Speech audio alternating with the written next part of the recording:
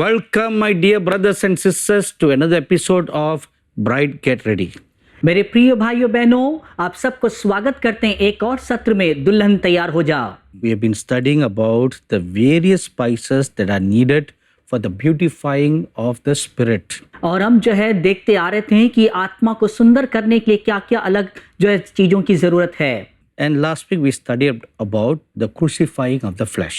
और पिछले हफ्ते हमने अध्ययन किया था कि हमारे शरीर को जो है क्रूस पे चढ़ा दें। Now we are going to continue on that subject. हम उस विषय में जारी रखेंगे। Because this is something that is troubling even mature Christians. क्योंकि ये एक ऐसा विषय है कि परिपक्व मसीहों को भी सताते आ रहा है। Even mature Christians can be tripped to fall. परिपक्व मसीह भी जो है फिसल जाते हैं गिरने के लिए। Look at the life of the prophet Moses. और भविष्यवक्ता मूसा की जिंदगी को देखिए। The Bible calls him the most meekest man on planet Earth. Bible बताता है कि पूरे संसार में वही एक नम्र व्यक्ति था। But yet the Bible tells us फिर भी बाइबल बताता है he had a weakness of anger in his life. उसके पास एक कमजोरी थी, गुस्सा। And at the most important moment in his life, अपनी जीवन में महत्वपूर्ण समय पर this weakness in his flesh tripped him. और ये जो शरीर की कमजोरी उसे फिसल दिया। As a result, he incurred the wrath of God. और इसके परिणाम स्वरूप परमेश्वर के प्रकोप उसके पर आया। Because God expected 100% obedience from him. क्योंकि परमेश्वर ने उससे 100% आज्ञाकारी की अपेक्षा रखा। And we read a very sad episode that the prophet cried out to God for 3 times. और बहुत ही बुरा एक सत्र को हम पढ़ सकते हैं कि जहां भविष्यवक्ता अपने मेहरबानी के लिए 3 बार रोया। But we read that the Lord would not pardon him for that sin or mistake that he did. मगर हम देखते हैं कि परमेश्वर ने उसे क्षमा नहीं किया जो गलती उन्होंने किया था। So even the most matured of Christians or even servants of God can be tripped to fall because of the flesh. इसी वजह से चाहे कितने बड़े परिपक्व विश्वासी क्यों ना हो या प्रभु के दास क्यों ना हो, शरीर के कमजोरी की वजह से फिसल जाते हैं। At every given moment when the flesh would slowly lift up its ugly head, और जब भी मौका मिल जाता है, शरीर जो है अपनी जो दुष्ट चेहरा को उठा लेता है। I'm sure you may have seen snakes coming out of its hiding place. निश्चित जानता हूं आपने देखा होगा सांप जो है अपनी छुपे हुए स्थान से बाहर निकल आता है। It slowly lifts up its head from its residence. और धीरे धीरे अपने सिर को जो अपने घर से ऊपर उठाता है। And people, when they see a snake like that, they will quickly hit it on the head. जैसे ही लोग उसके सिर को देखते हैं, तुरंत उसके सिर पे मारते हैं। The same manner, when the weakness lifts up its head a little bit, ठीक उसी रीति से आपकी कमजोरी थोड़ा भी सर उठाए, we should be alert and looking around. हमें सतर्क रहना, देखते रहना है। That is only possible if your spirit is strong. और वही एक जो है संभव है कि आपकी आत्मा ताकत है कि नहीं। Sometimes you may have realized like this, कई बार आपने ऐसे एहसास किया होगा, that just as you're about to say something, और जब आप बोलने वाले होते हैं it comes out in a full force. और इतनी तेजी से आता है, Suddenly you realize that's wrong to say. अचानक एहसास करती है तो गलत है कहना, And you immediately stop your sentence from coming out of your mouth. और तुरंत अपने शब्दों को रोक लेते हैं अपने मुंह से निकलने से पहले। Or your emotions may run up high हो सकता है आपकी भावनाएं ऊंचा उठने लग जाएं, to do something in the flesh. अपने शरीर में कुछ करने के लिए। Suddenly you take control of yourself and stop doing that action. अचानक आप अपने आप को नियंत्रण में पाते हैं ताकि उस कार्य को करने ना पाएं। That is crucifying the flesh. और यही जो है शरीर को क्रूस पे चढ़ाना। Look at what the scripture says. देखिए वचन क्या कहता है, Be angry and sin not. गुस्सा करें मगर पाप ना करें। It is a common human emotion to feel anger. ये सामान्य स्वभाव है मनुष्य का गुस्सा करना, That's very natural. ये प्राकृतिक है। But the Bible tells us, मगर बाइबल बताता है even if you let that steam of anger to rise up, और जबकि आपके गुस्से की वो भाप निकलने देते हैं, but don't act out that anger. मगर उस गुस्से में कार्य ना करें। It's what the Bible says. Be angry but sin not. यही बाइबल बताता है, आप गुस्सा करें मगर गुस्से में कार्य ना करें। So we need to learn how to crucify the flesh. इसीलिए हमें सीखना जरूरी है कि शरीर को कैसे क्रूस पे चढ़ाएं। Let's look at one scripture in Galatians chapter 5 verse 24. हम एक वचन को देखें, गलातियों 5 अध्याय 24वां पद। And those who are Christ have crucified the flesh with its passions and desires. और जो मसीह यीशु के हैं उन्होंने शरीर को उसकी लालसाओं और अभिलाषाओं समेत क्रूस पर चढ़ा दिया है। Now let's look at those two words, passions and desires. आइए इन दो शब्दों को देखें जो लालसाएं और अभिलाषाएं। Or in the old King James Bible it says affections and lusts. और पुरानी जो है अनुवाद में कहता है हमारे जो है आकर्षण और हमारी लालसा। What does the word affections means? हमारे आकर्षण का मतलब क्या है? That means it comes from the Greek word patima. और वो शब्द जो है यूनानी शब्द में से आता है पतिमा, It means passions, जिसके मतलब जो है लालसाएं affections of the mind, और जो इस मन का जो लालसाएं and a passionate desire. और एक ऐसे लालसा जो हमारे चाहत को उत्पन्न करता है That is fleshy love. और ये जो हमारे शारीरिक प्रेम है। Concerning this, we find in Matthew chapter 10 verse 37 इस विषय में मत्ती 10:37 में देखते हैं, and Luke chapter 14 verse 26. लू का 14 अध्याय 26 में देखते हैं। Those are very fleshy desires. ये शारीरिक चाहते हैं, An affection that is centered on the flesh. जो आकर्षण जो शरीर की केंद्र में है। Like what? किस तरह? Adultery, व्यभिचार, fornication, परस्त्रीगमी, uncleanness, अशुद्धता, a desire that comes upon all that. ये सारे जो चाहत जो आता है। Look at the attitude of the Lord Jesus Christ. प्रभु यीशु की स्वभाव को देखिए। Now I want you to turn your Bible to Matthew chapter 12. मैं चाहता हूं कि अपने बाइबल को मत्ती 12 अध्याय खोल लें। Let's look at verses 46 to 50. हम 46 से लेके 50वें पद तक देखें। While he was still talking to the multitudes, behold, his mother and brothers stood outside seeking to speak with him. जब वो भीड़ से बातें कर ही रहा था तो देखो उसकी माता और भाई बाहर खड़े थे और उससे बातें करना चाहते थे। Then one said to him, Look, your mother and your brothers are standing outside seeking to speak with you. किसी ने उससे कहा, देख तेरी माता और तेरे भाई बाहर खड़े हैं और तुझसे बातें करना चाहते हैं। But he answered and said to the one who told him, Who is my mother and who are my brothers? ये सुनकर उसने कहने वालों को उत्तर दिया, कौन है मेरी माता? And he stretched out his hand toward his disciples and said, Here are my mother and my brothers. और कौन है मेरे भाई? और अपने चेलों की ओर अपने हाथ बढ़ाकर कहा, देखो मेरे माता और मेरे भाई ये हैं। For whoever does the will of my Father in heaven is my brother and sister and mother. क्योंकि जो कोई मेरे स्वर्गीय पिता की इच्छा पर चले वही मेरा भाई और बहन और माता है। Look at the attitude of the Lord Jesus Christ concerning a affection of the flesh. और यहाँ पर प्रभु यीशु मसीह की विचार को देखिए जो उसकी शरीर की लालसा के प्रति है। His natural mother and natural born brothers came to visit him. उसके प्राकृतिक माँ और प्राकृतिक भाई लोग उसे मिलने आए। And the Lord Jesus was in the midst of preaching a sermon. और प्रभु यीशु मसीह अपने संदेश के बीच में था। And he didn't want to be interrupted.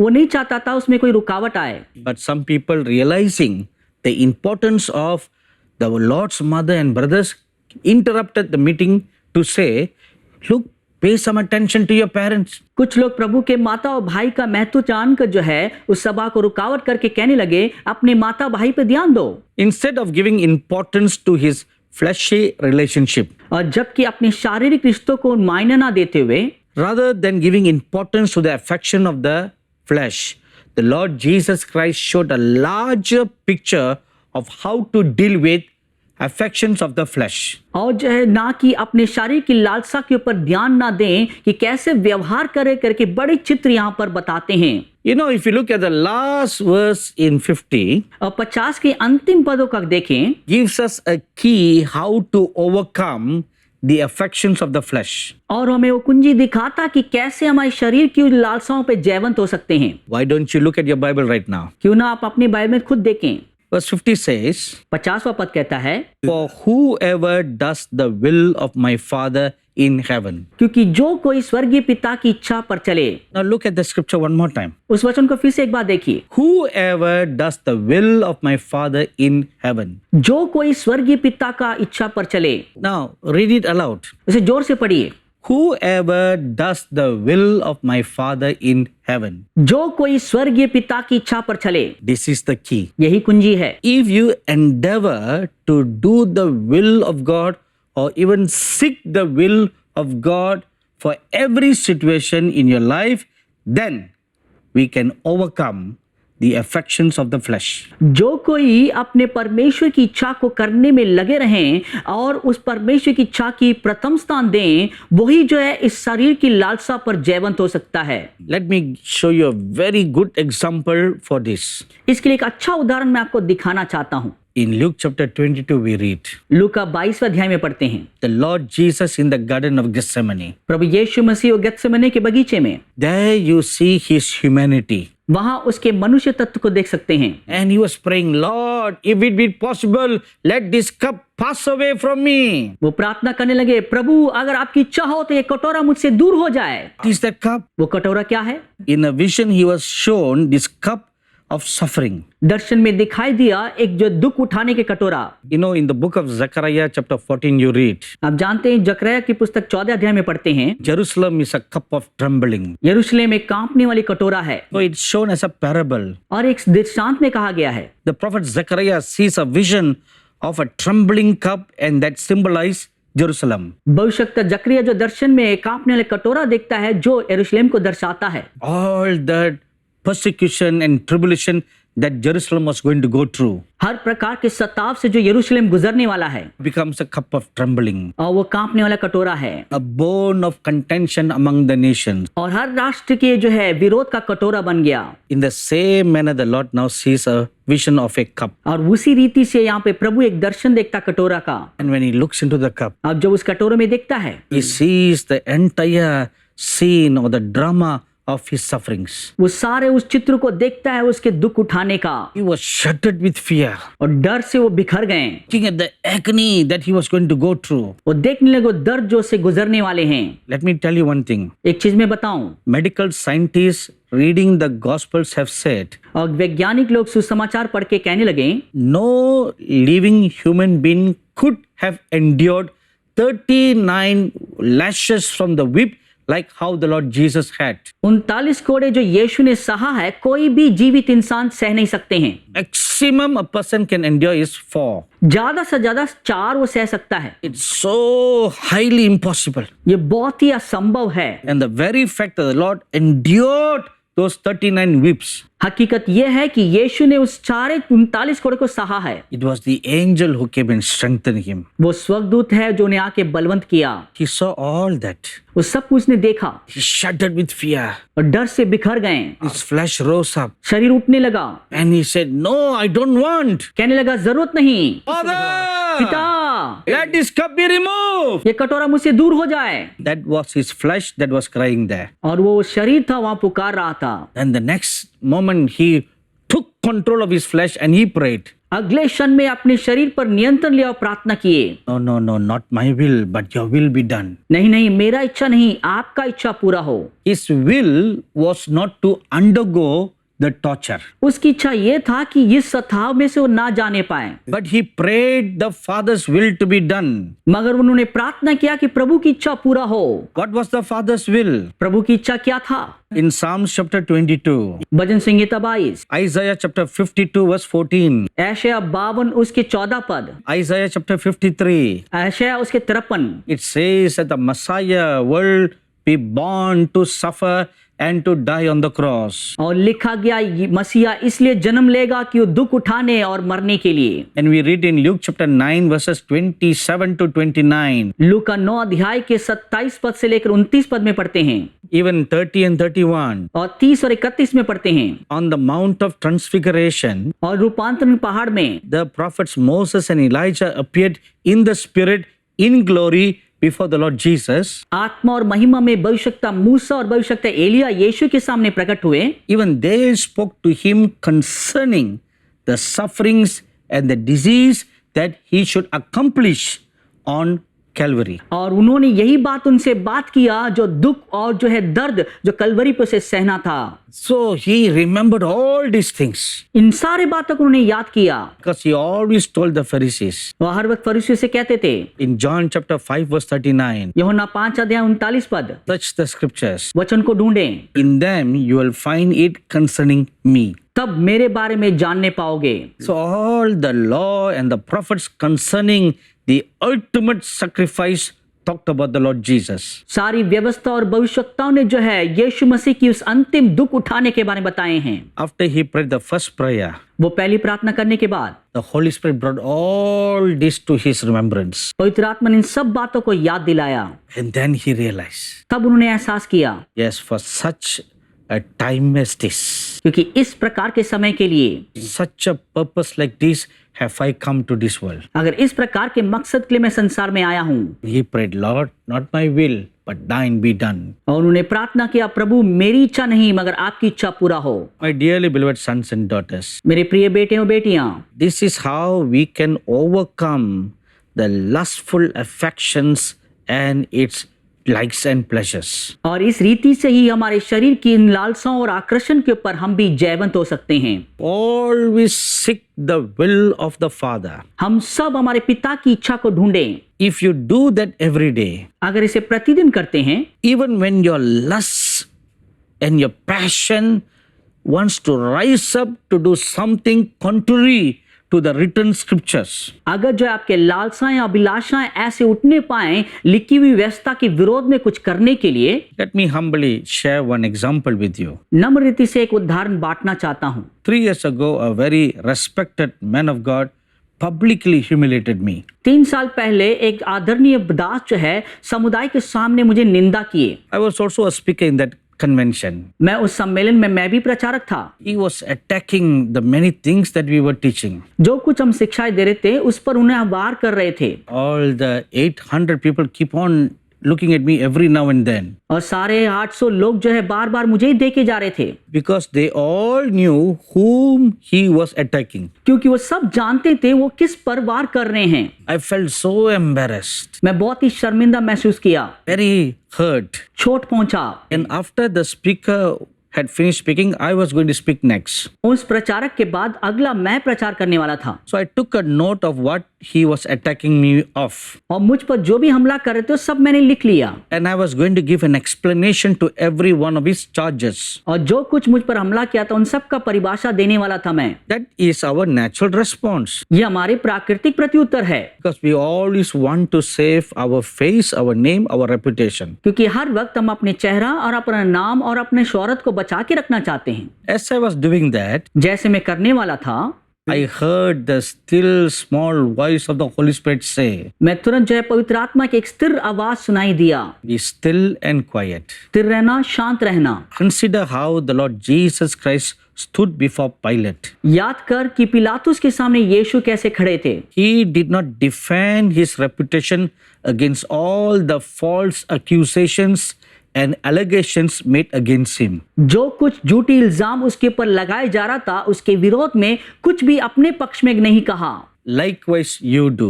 वैसा ही आपको करना है। So I humbly submitted myself before the Lord. मैं नम्र तरीके से मैं प्रभु के सामने समर्पित किया। And in the next session when I went up to the stage, अगले सत्र में जब मैं मंच पे गया, I never spoke a single word concerning anything that the previous minister had shared. पिछले प्रचारक ने जो कुछ कहा था उसमें से एक भी विषय मैंने बात नहीं किया। This is how we can remember the word and bring our flesh under subjection to it. यही एक तरीका है जब वचनों को याद करके हमारे शरीरों को उसके अधीन कर दें। My dearly beloved brothers and sisters, sons and daughters, मेरे प्रिय भाइयों बहनों और बेटे बेटियां, always keep the Lord Jesus Christ and his life as an example and role model before you. निरंतर जो है प्रभु यीशु मसीह को और उनके जीवन को ही अपनी जीवन शैली और नमूना बना लें। Look at how he behaved. देखिए उन्होंने कैसे व्यवहार किया, Look at how he acted and reacted. और देखिए उन्होंने कैसे व्यवहार किया और प्रत्युत्तर दिया। Every time that the Pharisees and Sadducees would bring a false accusation and allegation against him, जब कभी फरीसी और सदुकी लोग उसके विरोध में झूठे इल्जाम लाते थे, though he would establish truth, but he never defended his reputation. हाँ वो जो है अपने सत्य को स्थापित करते थे मगर अपने पक्ष में कभी कुछ बोलते नहीं थे। So keep that in your mind. इस बात को अपने दिमाग में रखिए। When the Pilate asked him, What is the truth? जब पिलातुस ने पूछा सत्य क्या है, Again, he just kept quiet. फिर भी वो शांत रहे। When Pilate even told him, I have the power to save you, जबकि पिलातुस ने कहा मेरे पास ताकत है तुम्हें बचाने के लिए, he did not speak a word in defense of him. अपने पक्ष में उन्होंने एक भी शब्द नहीं बोला। Why did he do that? क्यों ऐसे किए थे? His mind was on the will of the Father. उनके मन जो है पिता की इच्छा पर था। Every day seek to do the will of the Father. प्रतिदिन पिता की इच्छा को पूरा करने को खोजें। This is the secret to the success of the Lord's ministry. यही प्रभु की सेवा की जीत की रहस्य है। And it is also his secret for success against the wiles and the snares of the devil. और ये उसकी व्यक्तिगत जीवन की जीत की रहस्य यही था जो शत्रु का जो भी जाल उसके लिए बिछाया गया था। Okay, we are going to put a small pause in the subject today, और इस विषय में एक छोटी सी जो है रोक डालने वाले हैं and we will continue this next week. और इसे अगले हफ्ते जारी रखेंगे। God bless you all. प्रभु आप सबको आशीष दें।